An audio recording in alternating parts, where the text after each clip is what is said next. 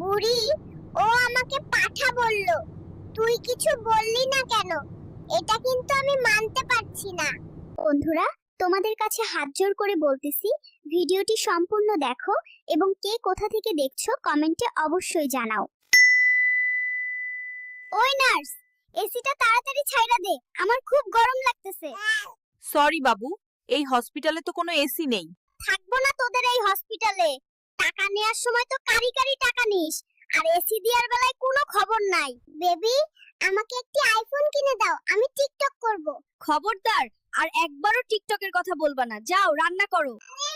বাবু, তুমি কোথায় যাও? আমার স্বামী আমাকে টিকটক করতে দেবে না, তাই আমি আর এই সংসার করব না, শ্বশুর বাড়ি চলে যাচ্ছি।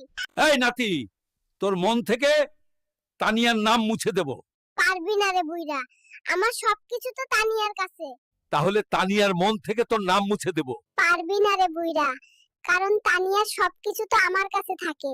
বউ, তুমি তো দিনভরে শুধু টিকটক দেখো, বাড়িতে কত কাজ বাকি আছে, ওইগুলা কে করবে? আমি এগুলো করতে পারবো না, আমি শুধু টিকটক দেখবো। আমি চৌধুরী বাড়ির একমাত্র মেয়ে, আমার দিয়ে এসব কাজ করতে বললে কিন্তু এই সংসার ছেড়ে চলে যাব। নাতি, দেখ তো এই মেয়েটার তোর কেমন লাগে। আমারে খালি মেসেঞ্জারে বিরক্ত করে। আরে দাদা, এত খুশি হয়ো না, এটা আমার ফেক আইডি। দেখলাম তোমার চরিত্র কেমন। সর্বনাশ, তুই এই কথা আগে বলবি না।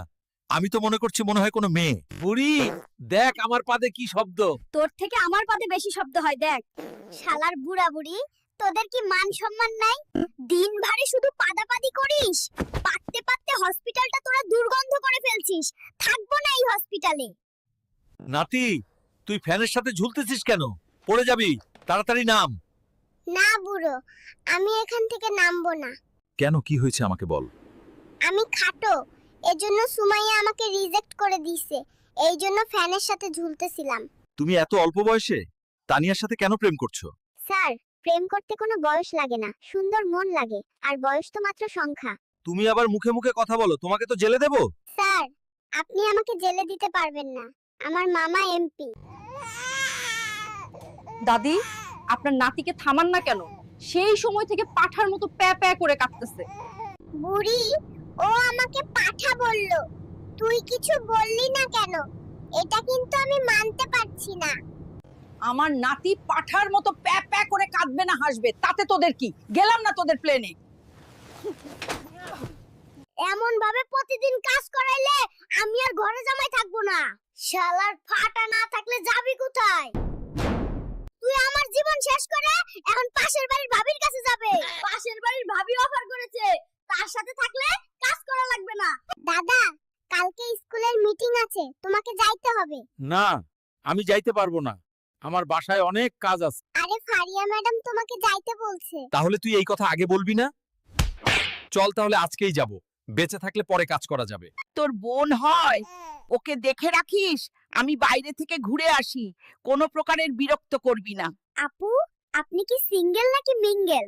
উফ, আজব তো, আমাকে বিরক্ত করছেন কেন? আপনার দাদিকে সব বলে দেব কিন্তু। দাদি, আপনার নাতি আমাকে প্রেমের প্রস্তাব দিচ্ছে। সর্বনাশ, মায়ে তো সব বলে দিল, এখন আমি তো শেষ। এই মেশিন, তাড়াতাড়ি টাকা বের কর, টুনটুনিরে নিয়ে দুবাই যাব। এই, টাকা না দিয়ে ফিডার দিলি কেন রে? এই বাল দিয়ে কি করব? তোমার সাথে আমি সম্পর্ক রাখতে পারবো না, আমার টাকা লাগবে, ফিডার লাগবে না। শালা লোভী মেয়ে, এই ছিল তোর মনে? নাতি, ও নাতি। ওই বুড়ি কি হইছে, এরকম দরজা ধাক্কাচ্ছিস কেন?